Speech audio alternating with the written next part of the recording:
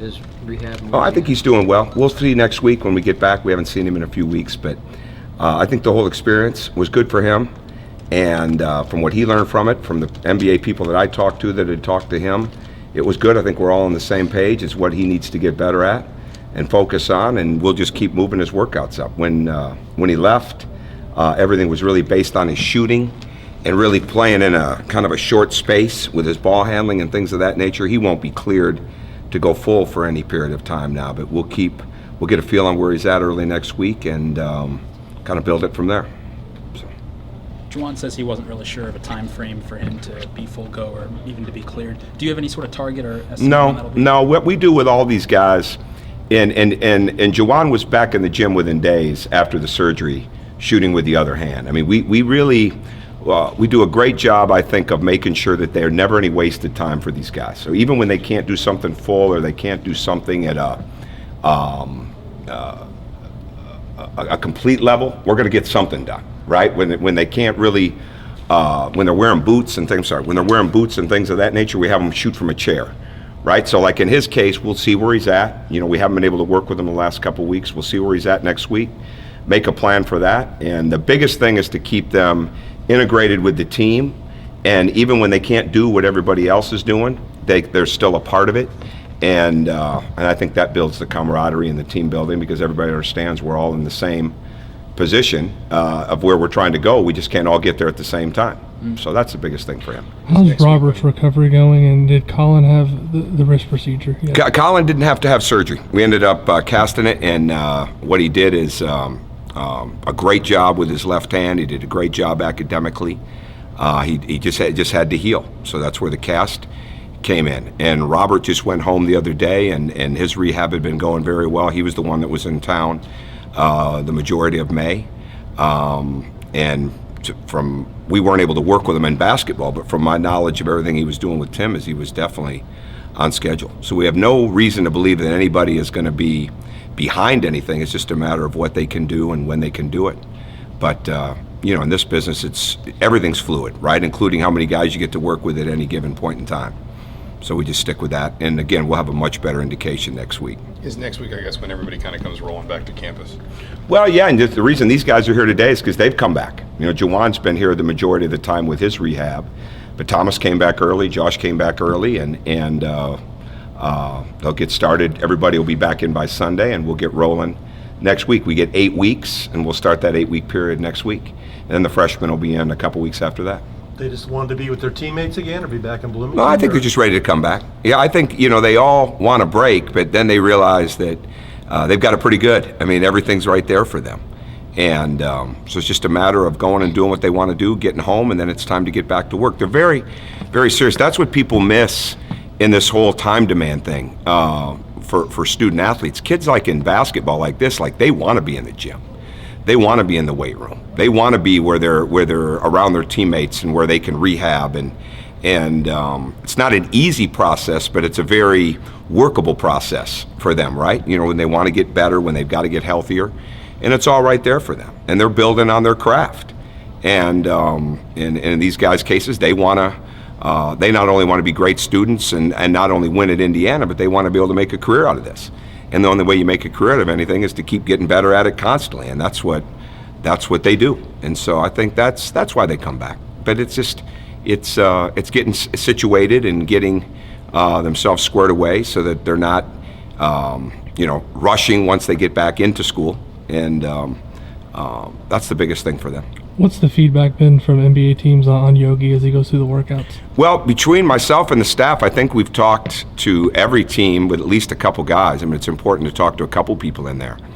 And Yogi's his own toughest critic in the workouts. And but it's been very good. As a whole, it's been very, very good. And he's in great shape. And he was a nonstop worker, whether it was once or twice a day, being in the gym. He did a great job of making sure that not only was he in great condition, but he was in great condition for what their testing was going to be. Whether it's a 3-minute run, length of the court, how many times can you run that in 3 minutes? We do that as part of our training during the season, so it's not foreign to them when they get into the workouts, but at the same time, you've got to train that.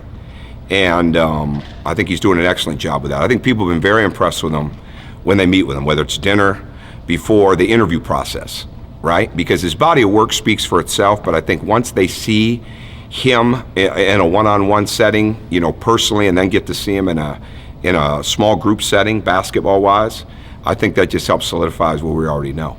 And I think before it's all said and done, there'll be people moving up to get him, rather than will he be drafted. I think there'll be people moving up to get him, or people trying to get in the draft.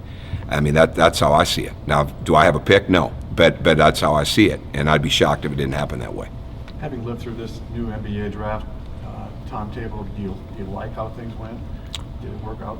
I think it works out. Yeah, I think it works out. I mean, it's going to take a couple years to get used to it, but the most important thing, there's two things that are going on. You've got to do the very best job you can do for that individual player, and I think we do that, and I think we've done that in the past. But at the same time, you can't lose sight of what's very important, which is your program.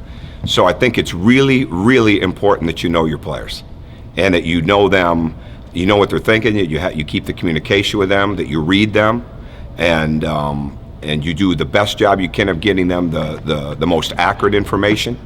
And the more that you can get them away from recruiting speak, especially from the agents, or what's written, in the .coms and the draft projections and things like that, which I've yet to see an NBA general manager quoted in one of those things. I mean, I really have. I mean, I read them too, but they're a lot more. There's some that are really good. I mean, there's some that you can look at it and you know that through your experience that they're talking to people that really matter. Then there's some that are just throwing stuff against the wall. And I think that's when it becomes entertainment. And you've got to get them to see the difference between what's entertainment and what's valid. And all you can do is keep giving them the best possible information and not lose sight that you've got to make sure you have a really good product on the court, for your team. And that's what we've tried to do. So I think the days of, I don't want to get to a point where we're sitting there sweating something out with no backup plan, right? I think when people are sweating something out as a coach without a backup plan, they're not reading their team very well. And maybe it'll happen to us, maybe it won't, but we were always going to make sure that we're trying to stay a step ahead on that. And because the worst thing you can do is be sitting this time of year saying, okay, how are we going to replace this really good player? So whether it's the way you recruit early when it comes to over-signing, whether it's the way you recruit late when you're going through the process and there's somebody available in the spring, much like Fred McSwain was this year for us, I think you owe it to your program and your university to do the very best possible job, making sure that you don't leave any stone unturned on that. So there's a lot of moving parts to this process, and I think it's good. And a lot of people are going to have different opinions, but whether it's the fifth-year transfer rule, it doesn't make any difference. All we can have is opinions, and all we can have is the experience of living through it. You've got to make sure you're dealing with the rules the way they are, and do the very best job you can within those rules. Would you like to see that fifth-year transfer rule go away, or do you like the way? Well, it's complicated, and I think some that are speaking out about it are not looking at the entire picture on it. I think that to me personally, the hardest thing is what it does to the low and the mid-major schools, because when you look around and it's like, how is a lower mid-major school going to redshirt somebody? How are they going to try to get somebody graduated in 3 years? And I think that's going to be really, really hard, in the sense that's what's really hurting. I think there's two different cases. I mean, I don't know how you penalize somebody. I don't know how you penalize Max Bielfeldt because he wasn't given a scholarship back to the program he was at. And my belief is simple. I mean, if you don't want to lose somebody, okay, and you want them to stay, but yet they want to leave, I'm not sure that being automatically eligible somewhere is the best way to do it. But if you don't offer somebody back a scholarship, much in the case like Max, I don't know how you hold them back from being eligible somewhere, including the league. I don't think you should be able to go in the league. If I didn't want to lose you and you wanted to transfer within the league, I don't think you should be eligible to go inside of the league. But if I don't want you back, okay, then I think, all bets are off. How can I have any justification of holding you back? So that, to me, it's not as easy as some are making it seem, and it's not as easy as saying, okay, let's just make them sit out a year, and then they can have the next year to play. That's easy for the one you don't want to lose. It's really hard for the one that you're not willing to keep, and that's getting lost in the translation a little bit. So, but again, as a nutshell, if we came down with it and said, okay, they have to sit out, and that would help the low and mid-major programs, I'd be all for that. Because I got friends all across the country, and so does every other coach, that are losing players that are going to affect their job. I mean, you don't have to look very far. Damian Lee was a heck of a get for Louisville, but that did nothing for Bruiser Flint's job status. And so in the sense of it's the rules are the rules. Damian Lee did a great job, but Bruiser Flint at the end of the day didn't have his best player back. And that's the way the rules are right now, right? So personally, I'd love to see that change, but not to the point where it hurts somebody that's not welcome back at their school, because then that's a double penalty. Why would we do that? You mentioned Fred McSwain. Can you talk at all about him and Devontae Green? I don't think you've had a chance to talk about either of those. Well, I haven't talked about him publicly. Freddie is, the great thing about signing him is we're finding even more film, right? So like every time I get more film, I see something that I didn't know. Like I'm watching him in a game yesterday. I was watching the game and how quick he was in the post. He's going to be a matchup problem. He is a tremendous athlete. He's got a very humble spirit. He's very hungry. He wanted to be at Indiana, which is a huge thing. You know, once we got involved in the recruiting, I love being around. I love getting to know his family, and I love the story of how he's built himself up. I think he's got a lot of great basketball in front of him because he hasn't played basketball for that long. And when you see him athletically, you're going to understand what I mean. I mean, when you look at him, it's like looking at an NFL tight end. I mean, he's that big and wide, but he's so quick and he's athletic. And his first and second and third efforts in jumping are phenomenal. Where he's got to get better is in his skills. And I think he's gotten better because we've been able to dive into some early film and to even more of his most recent film. And I think you can see the upside. He was very well coached, but it's going to take some time. I mean, to make sure he really gets, the regimen of his jump shot and the ability to handle the ball and pick and roll. But when it comes to moving the ball, being a facilitator, being a teammate, being somebody that can defend, get to the basket, rebound the ball, I think all that stuff is there. And I think when you have that level of athleticism, the learning curve is that much easier to work through because he'll pick things up that fast. Devontae just kept getting better and better. And he's exactly what we want the program to be about, improvement. You know, so it's not just improving when you get to Indiana, it's the improvement that you make before that. And Devontae was one of those people, as we watched him, I wanted to like him, I did like him, but I needed to see more. And by the time we offered him a scholarship, I'd seen plenty. And I don't even think we're even close to seeing how much we're going to see. So he can defend at a high level.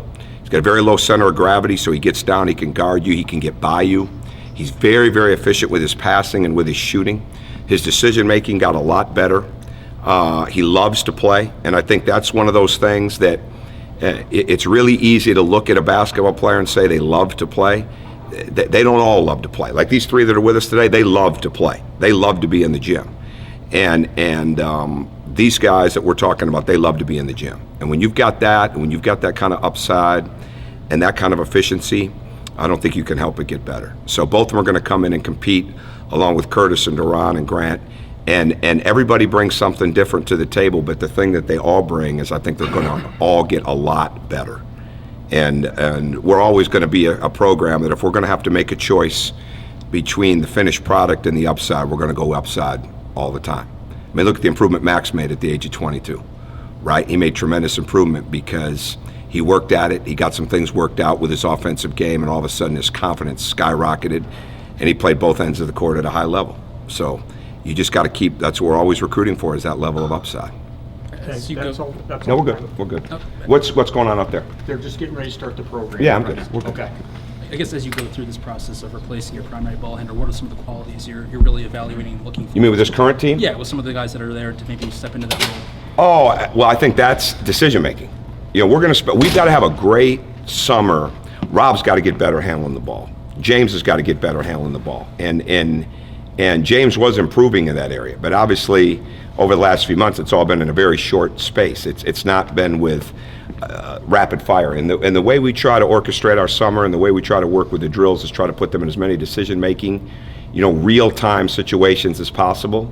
And it's not just playing 5-on-5 and 4-on-4. It's trying to throw a lot of different things at them. It's like the video game where something comes out of the trap door that you've got to maneuver. That's what we try to do with the with the decisions that they have to make and making these quick reads.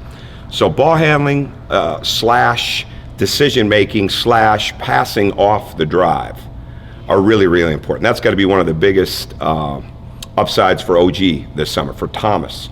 Cody made a huge jump of moving the ball from his freshman to sophomore year. Freshman year, he got to the point where he could really drive the ball. So the sophomore year, he could drive it and kick it. And that's really what you want to get to. So I don't know if this is going to be a team that's just going to say, let's give the ball to one guy at the end of the clock and let him go make the play for everybody else. I'm not sure we're going to be like that. It could be a lot more like the team in 13 where Jordan handled the ball, Yogi handled the ball, but Victor had the ball in his hands at the end of the shot clock as much as anybody in middle pick and roll. So it just remains to be seen, but everybody has got to get better with the ball. The thing that we have is we have a lot of willing passers, and we have a lot of guys that you have to guard to the three-point line. And when you have that, it makes it a lot easier to get the ball handling better because there's less traffic. When there's a lot of traffic sitting in the middle of the lane because they can sag off the guys at the three-point line, it makes your ball handling a lot harder to come by. And this team got better last year with its passing, and it didn't seem like it at times, but it did. And I think this team will do the same thing because there's going to be so much more ability to space the floor. I guess Thomas kind of said that essentially he was comfortable not going through the pre-draft process because he had a strong command of where he needed to improve, and then he felt like he could do that where he was. He didn't kind of need to go through it. What does that say about the maturity of a player that's maybe, educates himself that much and is that confident? What says just that? I mean, it's a maturity level. He's a very selfless guy. I mean, he's one of the greatest teammates in 1 year's time I've ever been a privilege of coaching. And he'll be a real leader on this team. I mean, he's got all the qualities to be a real leader on this team because he's got a tremendous personality. He's truthful with himself, which is, I think, self-awareness is the biggest thing any leader's got to have anyways, and the ability to be honest with what you have to get better at, but the ability to take that in, right, and then absorb it and do something with it. And that's what he is. He's very smart because he listens, right? He listens and he believes. And but he's not naive. Okay? He's not one of those guys that gets caught up in what he reads. He doesn't get caught up in what strangers say. He gets caught up in what's real. And he believes that film. And he believes the people that are closest to him. And I think that's going to serve him really, really well. He's not he doesn't have to have a lot of self-gratification to make himself better. Right? He's got a lot of self-awareness, and he's got a lot of desire to improve, and he wants to have a really long career. And he buys into all the things that he's got to get better at. And now it's our job to make sure that happens, along with him. Coach, really quick, what you guys played Louisville this season? Well, could that potentially be a series? And it is a series. Yeah. And how big is that for the community around? Well, I think it's great. It is a series. We'll play them at Bankers Life this year on New Year's Eve. Then we'll play in Louisville, and they'll come to Assembly Hall. So I think that it's really good. And there's very little wiggle room on our schedule with the Gavitt Cup, with the Crossroads Classic, with the Big Ten ACC Challenge to put together a series. But this was one that made sense for both places, and I think it'll be excellent. It'll be a great, great test for both of us going into our league play. Hopefully it'll be one of those games that's sold out early at Bankers Life. It's a great date, right? And every time that we've played them, well, in my history as a coach, we were always learned a lot about our team. But even at Indiana, when we played them a couple years ago, we learned a lot. And the thing that separates them, it's not just how relentless some of them are. It's relentless how all of them are, especially their guards. And one of the things that will be such a battle cry for us throughout the fall, the summer and fall, going into that season is the relentless spirit that your backcourt has got to have, not only your front court, but your backcourt has got to have to be able to deal with that. Because when they bring that pressure, it's at a high, high level. I was just watching Michigan-Louisville yesterday from the national championship game. And they were down in the first half, right? They go on the run late in the first half after Spike cooled off a little bit, right? And so, but all of a sudden, that fatigue that they had put in place inside of the first half of that game came back and really helped them in the second half. And to me, that's the whole difference. So I think it's great, but the great fact is that they're such a good team. Okay, they're starting to introduce